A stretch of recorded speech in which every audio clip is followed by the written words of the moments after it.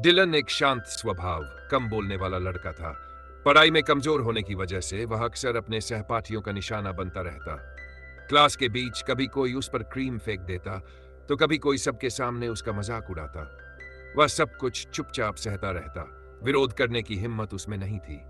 हर बार अपमानित होकर वह अकेले बाथरूम जाता, अपने कपड़े साफ करता और मन ही मन घुटता रहता। धीरे धीरे ये अपमान, तिरस्कार और अध्यापकों की डांट उसके भीतर नफरत और बदले की आग बन गया। डिलन हमेशा अपनी जेब में एक छोटा सा नोटबुक रखता, जिसमें वह उन सभी लोगों के नाम लिखता था जिन्होंने उसे कभी सताया था। साथ ही वह स्कूल की इमारत और रास्तों का बारीकी से निरीक्षण करता, ये मैं मानो किसी खौफनाक योजना की तैयारी कर रहा हो। घर पहुंचते ही वह अपने कमरे में खुद को बंद कर लेता। पियानो बजाना ही उसके लिए दर्द और तनाव से बाहर निकलने का एकमात्र तरीका था। उसका एक करीबी दोस्त था, एरिक। एरिक भी स्कूल में तंग किया जाता था, लेकिन वह अपना गुस्सा अलग तरह से निकालता। वह घंटों गन फाइटिंग वीडियो गेम खेलता, वर्चुअल दुनिया में लोगों को मारने की कल्पना करके सुकून महसूस करता। एक दिन डिलन का मन पूरी तरह उबल पड़ा। उसे लगने लगा जैसे उसका दम घुट रहा हो। उसी समय टीवी पर उसके पसंदीदा कार्यक्रम में इतिहास की खतरनाक घटनाएं दिखाई जा रही थी, जिसने उसके भीतर के अंधेरे विचारों को और हवा दे दी। तभी उसने फैसला कर लिया। डिलन ने एरिक का लैपटॉप लिया और इंटरनेट पर हथियार खरीदने की जानकारी खोजने लगा। बिना ज्यादा सोचे समझे उसने हर्डर कर दिया। पार्सल आने का इंतजार करते हुए उसने एरिक को अपनी मंशा बता दी। वह उन सभी से बदला लेना चाहता था जो रोज उसे अपमानित करते थे। एरिक को भी यही चाहिए था। दोनों की सोच मिल गई। कुछ ही दिनों में हथियार और गोलियां पहुंच गई, एक सेमी ऑटोमेटिक राइफल। दोनों ने घर के गोदाम में शूटिंग की प्रैक्टिस शुरू कर दी और जल्दी ही बुनियादी ट्रेनिंग हासिल कर ली। फिर उन्होंने एक सब मशीन गन और विस्फोटक भी खरीद लिए। डिलन की योजना पूरी तरह तैयार थी। 20 अप्रैल में 19 की सुबह दोनों सारे हथियार लेकर अपने घर से निकले, एक ऐसी राह पर जहां से वापसी नहीं थी। स्कूल के रास्ते में उन्हें एक जान पहचान का लड़का मिला। उसने पूछा, तुम लोग क्या कर रहे हो? डिलन ने झिड़क दिया, रास्ते से हटो। लड़के को कुछ गड़बड़ महसूस हुई। वह दौड़कर बाकी छात्रों को चेतावनी देने लगा कि अंदर मत जाओ, कुछ गलत होने वाला है। लेकिन उस समय किसी ने उस पर भरोसा नहीं किया।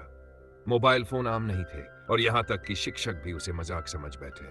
उनकी पहली मंजिल बनी लाइब्रेरी। एक छात्र जो फोटोग्राफी का शौकीन था, उन्हें कैफे जैसा माहौल समझकर कैमरा उठाने ही वाला था।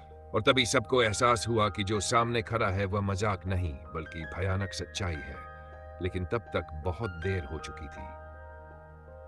3 छात्राएं वॉशरूम में तैयार हो रही थी। अचानक बाहर से गोलियों जैसी आवाजें आई, लेकिन उन्होंने सोचा कोई पटाखे चला रहा है। उल्टा वे खुश हो गई कि शायद अब क्लास नहीं होगी। तभी एक लड़की घबराई हुई भागती हुई अंदर आई। कुछ बोले बिना सीधे केबिन में जाकर छुप गई।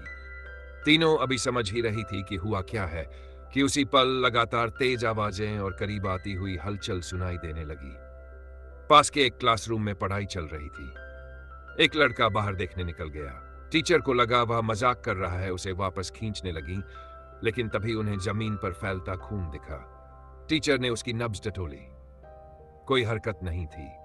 अब उन्हें समझ आ गया कि मामला गंभीर है। उन्होंने बच्चों को तुरंत भागने को कहा।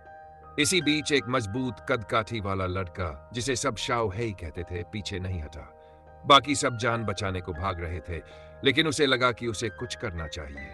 वह गोलियों की दिशा में आगे बढ़ गया। पास में आग लगी हुई थी, लोग खिड़कियों से कूद रहे थे।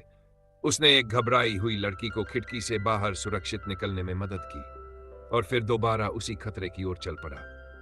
एक और गलियारे में उसे एरिक दिखाई दिया, जिसके हाथ में हथियार था और सामने स्कूल का प्रिंसिपल खड़ा था। शाओ हेई बहुत सावधानी से पास गया, लेकिन एरिक ने पलटकर उस पर गोली चला दी। शाओ हेई वहीं गिर पड़ा। जिसे सब हीरो समझ रहे थे, वह वहीं खत्म हो गया। एरिक प्रिंसिपल के पास गया और बेहद बेरहमी से बोला, हम जैसे बच्चों के साथ ठीक से पेश आना चाहिए था, वरना अंजाम यही होता है। उसने प्रिंसिपल को जाने दिया। प्रिंसिपल भागा, लेकिन 40 मीटर भी नहीं गया था कि पीछे से गोलियां चली। एरिक ने उसे ऐसे मार दिया जैसे कोई बंदी हो। फिर वह बिना किसी भाव के वहां से चला गया। दूसरी तरफ डिलन शाओशुआई पूरी तरह बदल चुका था। वह किसी इंसान को इंसान नहीं समझ रहा था। उसके लिए यह सब किसी वीडियो गेम जैसा हो चुका था, बिना किसी भावना, बिना किसी दया के। कुछ ही देर में गलियारे खाली हो गए। जब सामने कोई नहीं दिखा तो वह बेचैन होने लगा। भटकते हुए वह कैफेटेरिया पहुंचा। वहां जमीन पर लाशें पड़ी थीं, एक भी जीवित नहीं। वह वहीं बैठ गया, जैसे थक गया हो।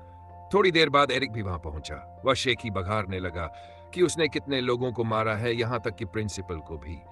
वाक्य पूरा भी नहीं हुआ था कि एक गोली चली और एरिक जमीन पर गिर पड़ा। अब डिलन की हालत यह थी कि उसे फर्क ही नहीं पड़ता था सामने कौन है, दुश्मन या दोस्त। जो भी जिंदा दिखता वह निशाना बन जाता। वह किचन में गया, फिर फ्रीजर रूम तक पहुंचा। वहां उसने रेड जैकेट वाला लड़का और उसकी गर्लफ्रेंड को छुपा हुआ पाया।